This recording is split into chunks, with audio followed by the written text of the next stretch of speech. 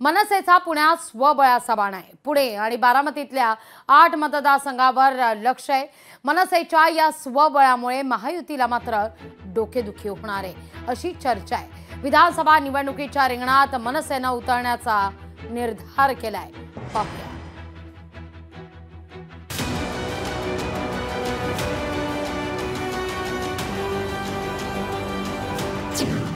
मनसे पुण्यात स्वबळावर लढणार।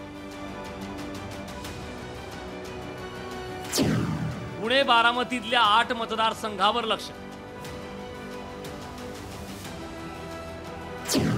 मनसेच्या स्वबळामुळे महायुतीला डोकेदुखी।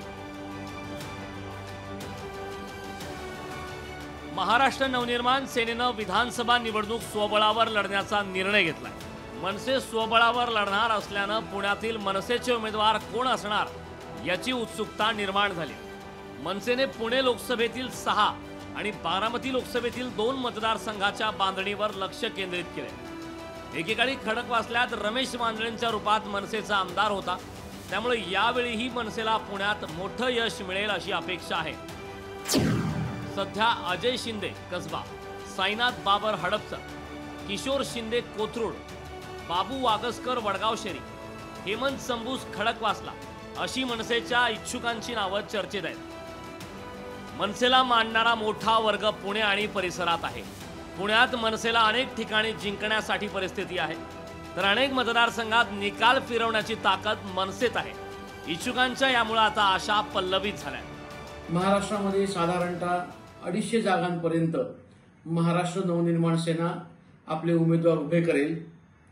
त्याचबरोबर पुण्यातल्या 8 मतदारसंघ आणि जिल्ह्यातल्या अशा एकूण 21 जागा या महाराष्ट्र नवनिर्माण सेना या स्वबळावर ताकदीने लढवणार आहे।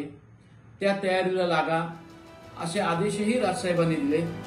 पुण्यात विधानसभा निवडणुकीत मनसे उतरल्यास त्याचा फटका महायुतीला बसेल की महाविकास आघाडीला बसणार हे पाहणं औत्सुक्याचं ठरणार आहे। अमोल धर्माधिकारी, लोकशाही मराठी, पुणे। लोकशाही मराठी ऐका, पहा, जागरूक रहा।